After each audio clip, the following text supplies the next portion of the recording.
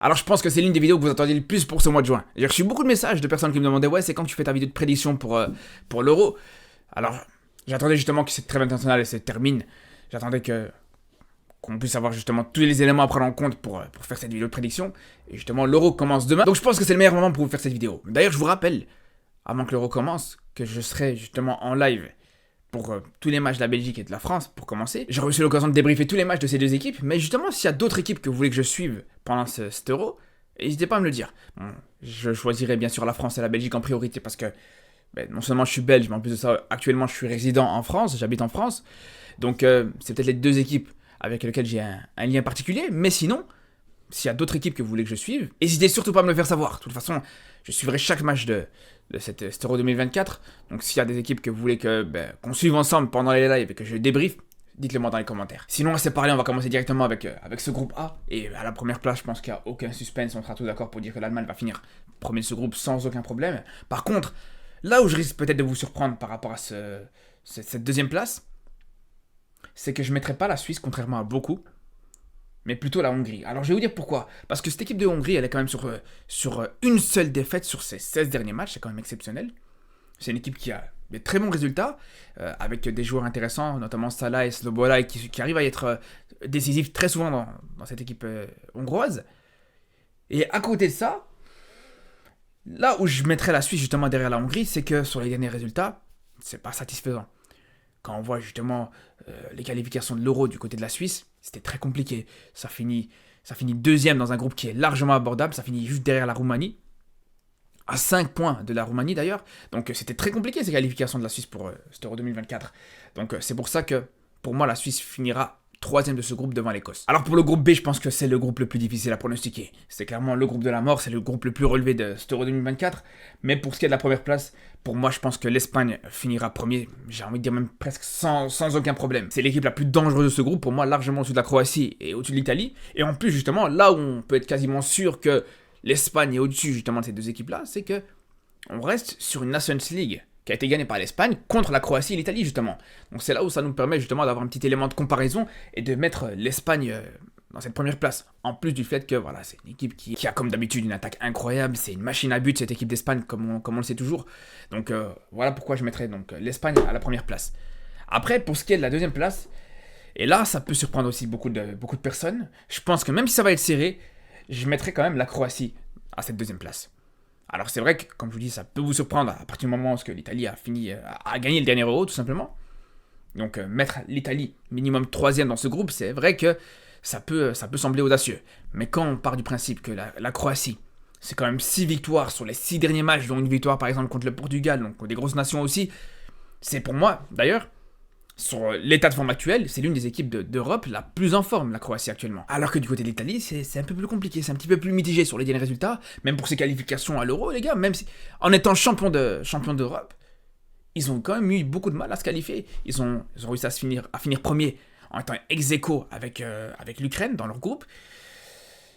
Avec le contexte qu'on connaît tous en Ukraine, c'est sûr et certain que c'est pas forcément un résultat glorieux de se qualifier avec une égalité de points pour cet Euro, les gars, je vous dis la vérité.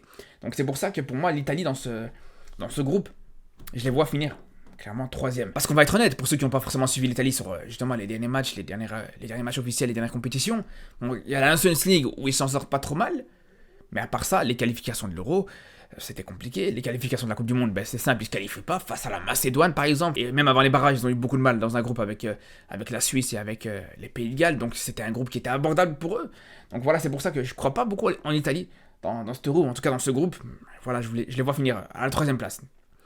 Et par contre, bien sûr que je vois l'Albanie finir dernier quand on connaît justement les grosses équipes qu'il y a justement dans ce groupe. Mais honnêtement, si l'Albanie avait pu se retrouver dans un groupe un peu plus abordable, un tout petit peu plus abordable, je pense que l'Albanie aurait pu créer la surprise. Mais là, au niveau de l'adversité, au niveau des équipes expérimentées qu'il peut y avoir dans ce groupe, contrairement à l'Albanie qui a moins d'expérience justement dans l'Euro, qui est déjà sur un exploit en se qualifiant dans cette compétition. Donc même si c'est vrai que franchement ils ont fait des qualifications hyper intéressantes en finissant premier de leur groupe de qualification, je pense qu'encore une fois dans ce groupe de la mort, dans ce groupe B, pour l'Albanie ça risque d'être compliqué. Et franchement s'ils arrivent à finir troisième, ne serait-ce que troisième déjà, ça serait monumental. Après pour le groupe C, pour moi il n'y a aucun suspense, c'est l'un des groupes où il y a le moins de suspense. Je pense que l'Angleterre va finir premier de ce groupe sans aucun problème, ça on est tous d'accord là-dessus. Par contre, Pour la deuxième place, ça peut être un petit peu partagé parce qu'entre le Danemark et la Serbie, pour moi, le niveau des deux équipes, il est très proche. Je pense que chacune des deux équipes a énormément de qualité.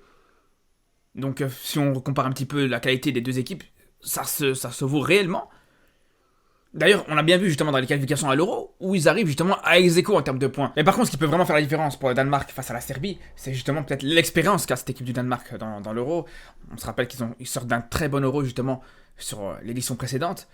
On se rappelle aussi que ce qui est paradoxal, c'est que cette équipe du Danemark, c'est la seule équipe dans ce groupe qui a gagné l'Euro. Parce que pour rappel, l'Angleterre n'a jamais gagné cette compétition. Donc c'est pour ça que pour moi, le Danemark finira devant la Serbie et devant la Slovénie. Par contre, pour le groupe D, je crois que c'est l'un des groupes où j'hésite le plus. Parce que autant pour la première place, bien sûr que la France finira premier, ça on est sûr et certain. Mais pour la deuxième place, j'hésite énormément. J'hésite entre les Pays-Bas et l'Autriche. Alors beaucoup vont me dire, ouais non, les Pays-Bas, on peut être sûr qu'ils vont finir devant l'Autriche, voire même peut-être certains qui pourraient voir la Pologne finir devant l'Autriche. Alors pour moi, la Pologne, c'est pas du tout impressionnant. Enfin, c'est pas que c'est pas impressionnant, mais ça fera pas le niveau pour moi face aux Pays-Bas et face à l'Autriche. Ça, c'est sûr et certain. Ça, c'est une première chose. Et deuxième chose, pourquoi j'hésite entre les Pays-Bas et l'Autriche? Parce que les Pays-Bas, c'est une équipe justement qui est très forte. C'est une équipe qui montre des bonnes choses quand c'est contre des nations abordables. Mais une fois que l'adversité elle monte un petit peu, c'est là où ça devient compliqué. Par contre, l'Autriche, c'est l'inverse. L'Autriche, c'est une équipe qui est moins régulière quand c'est contre des petites équipes ou des équipes moyennes.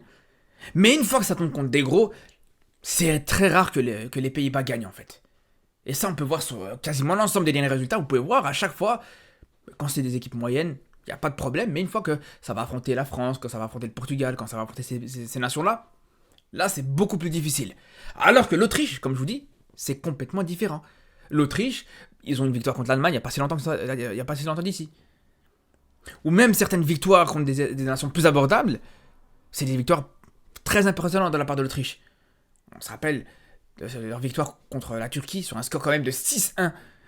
Donc, il y a des petits résultats comme ça, des petits matchs qui vous montrent que, voilà, l'Autriche, ça peut faire mal. Même si, voilà, avec la qualité intrinsèque de cette équipe des Pays-Bas, avec les qualités qu'il peut y avoir dans cette équipe néerlandaise, pour moi, ça sera quand même au-dessus de l'Autriche. Mais attention quand même, parce que je vous dis, ça pourrait être vraiment très serré. Après, pour le groupe E, bien sûr que la Belgique est clairement favori dans ce groupe. C'est une équipe en plus de ça qui réussit très souvent, justement, dans les phases de poule, même si après, c'est un peu plus compliqué.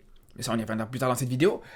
Par contre, à la deuxième place, je pense que la Roumanie peut faire quelque chose. Cette équipe de Roumanie, elle est vraiment sur un grand état de forme. Ils sont sur une seule défaite sur les 15 derniers matchs. Donc je pense vraiment qu'ils vont aborder cet Euro avec une vraie confiance. En plus, comme je vous disais, ils ont fini quand même devant la Suisse pour les qualifications de cet Euro. Avec 5 points devant la Suisse, c'est quand même pas rien, les gars. Donc c'est pour ça que pour moi, la Roumanie finira deuxième. Après, à la troisième place, je pense que la Slovaquie peut dépasser l'Ukraine. Je pars du principe que l'Ukraine, même s'il y a de la qualité dans cette équipe, même si en plus de ça, le Shakhtar a fait une bonne impression dans cette Ligue des Champions, pour moi, je pense qu'à l'Euro, ça risque quand même d'être compliqué encore une fois avec le contexte du pays. Moi, je vois très mal l'Ukraine performer totalement dans cette compétition. Et pour terminer directement avec ce groupe F, à la première place, le Portugal va être clairement au-dessus du lot. Par contre, à la deuxième place, je pense que tout le monde peut finir deuxième, tout le monde peut finir troisième ou quatrième. Ça risque d'être très serré, ça risque vraiment d'être une grosse bataille pour cette deuxième place. Mais j'ai quand même envie de croire à la Turquie pour plusieurs raisons. Parce que même s'ils sont pas du tout dans un bon état de forme, c'est vrai qu'ils vont aborder cet Euro. C'est avec une confiance qui est pas optimale, quand on sait qu'ils n'ont aucune victoire sur cette année 2024. Mais là où on peut croire à cette équipe de Turquie, c'est qu'il y a une première chose à prendre en compte. Non seulement ils ont fait une très très bonne qualification pour l'Euro, ils finissent premiers de leur groupe devant la Croatie, devant les Pays de Galles, et c'est pas rien du tout. Et surtout, ils ont quand même une victoire contre la République tchèque il n'y a pas si longtemps d'ici. Donc c'est pour ça que pour moi les Turcs ont peut-être des possibilités de finir deuxième, juste devant la République tchèque pour le coup. Sinon maintenant qu'on a établi justement les différents groupes, là on va parler de la course au meilleur troisième. Donc les équipes qui pourraient être repêchées justement pour jouer ces huitièmes de finale. Alors pour commencer, je mettrais clairement l'Autriche. L'Autriche qui, comme je vous disais, c'était peut-être l'une des plus grosses hésitations entre l'Autriche et les Pays-Bas. Et je pense que même si l'Autriche finit derrière les Pays-Bas, ça finit en tant que meilleur troisième. Après l'Autriche, je mettrais la République tchèque parce que même si je vois quand même les Turcs finir devant dans leur groupe, mais je pense quand même que ça va être une bataille très serrée, comme je vous le disais. Donc je pense que la Tchéquie va prendre pas mal de points. Sinon, pour terminer, là, je dirais la Suisse et l'Italie comme dernier meilleur troisième parce que avec le groupe très difficile dans lequel est l'Italie, avec des matchs contre la Croatie ou des matchs contre l'Espagne, pour moi ça risque d'être assez compliqué pour eux de faire le plein de points dans ce groupe, contrairement à d'autres équipes qui sont dans des groupes plus abordables où tu peux aller facilement chercher des points à gauche à droite.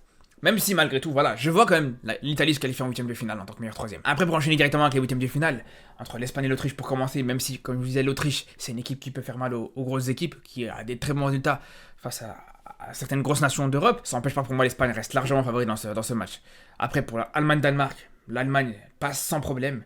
Par contre, Portugal-Italie, ça pourrait être une très belle affiche. J'espère que c'est une affiche qui pourrait avoir lieu, mais pour moi, le Portugal, ça reste au-dessus.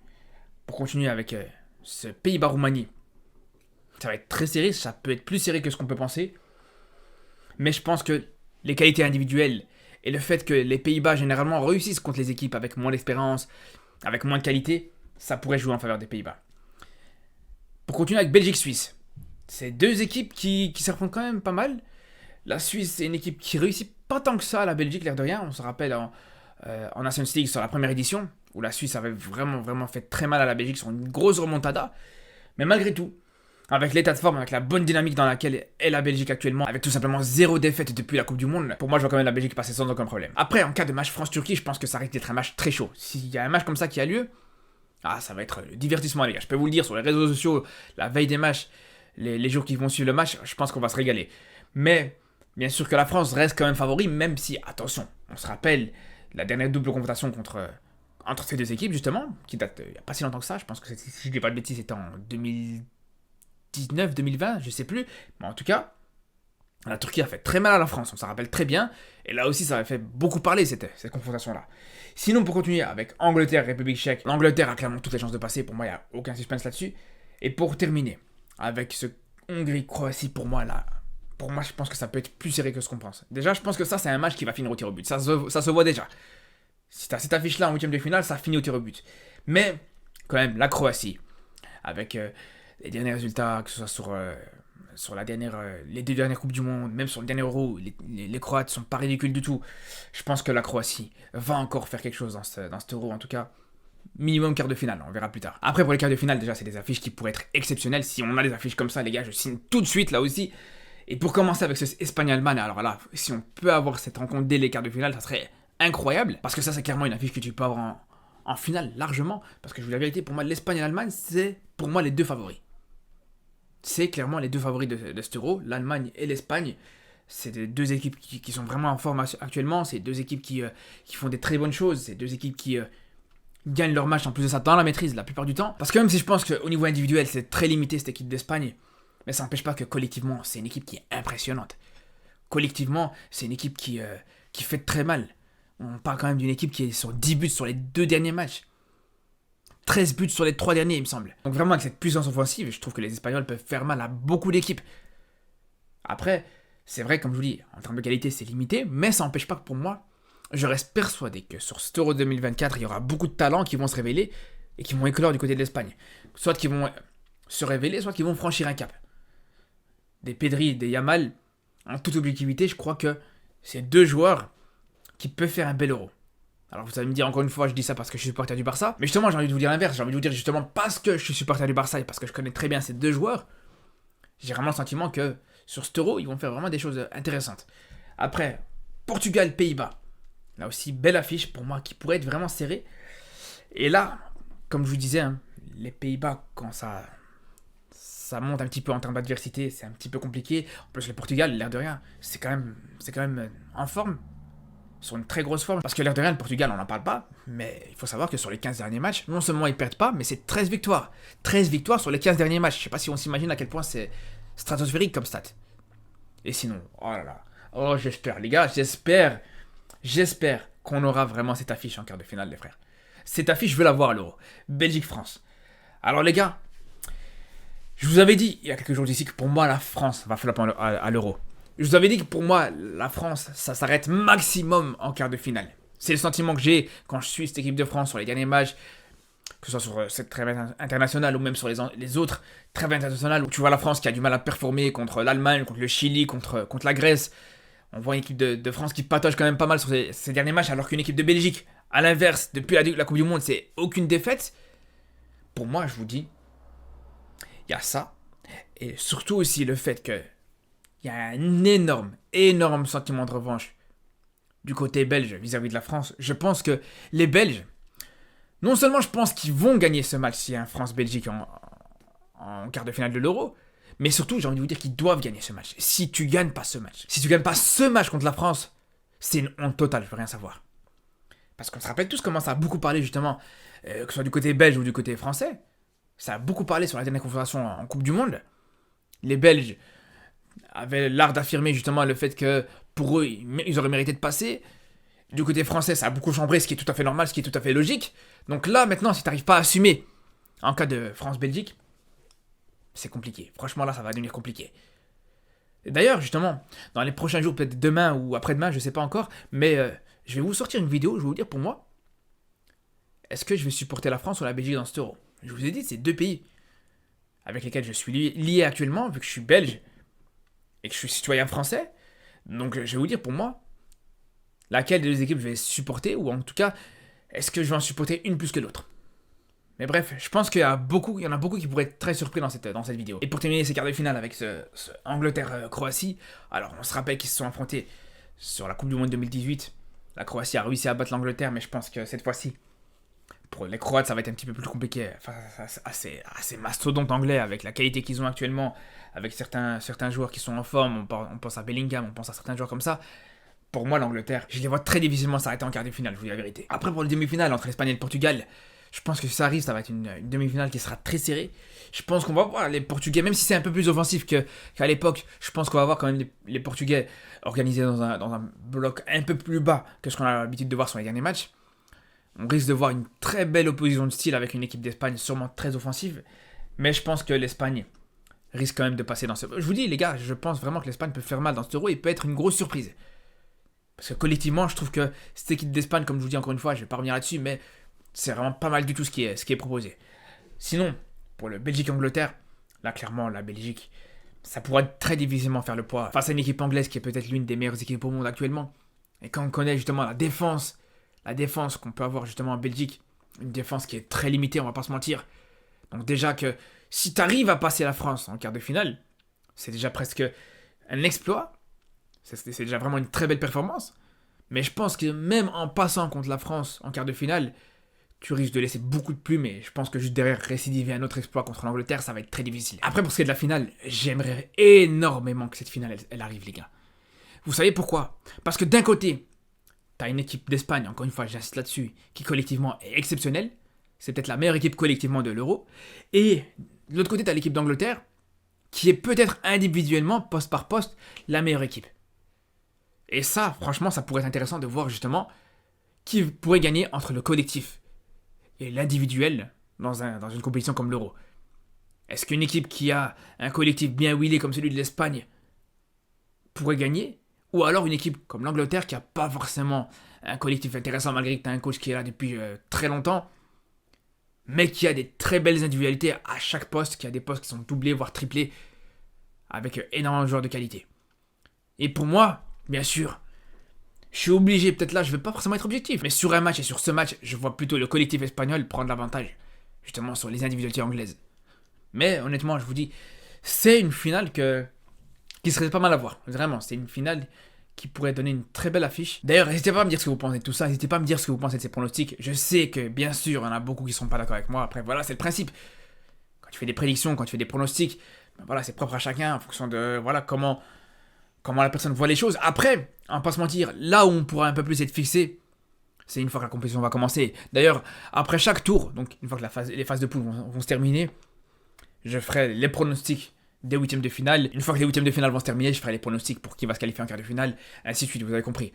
Et c'est à ce moment-là, justement, quand tu es déjà dans la compétition, que tu peux un peu plus te prononcer. Bref, en tout cas, j'espère que vous avez aimé cette vidéo, qui est un peu longue, je pense pas combien... En tout cas, j'espère que vous avez aimé cette vidéo, qui est un petit peu longue, c'est vrai, mais il fallait revenir un petit peu en détail, il fallait argumenter sur chacun des choix que je prenais, et pas juste sélectionner comme ça, sinon c'est trop facile. Donc j'espère que vous avez aimé ça, et on se dit à très vite, et surtout d'ici là, prenez soin de vous.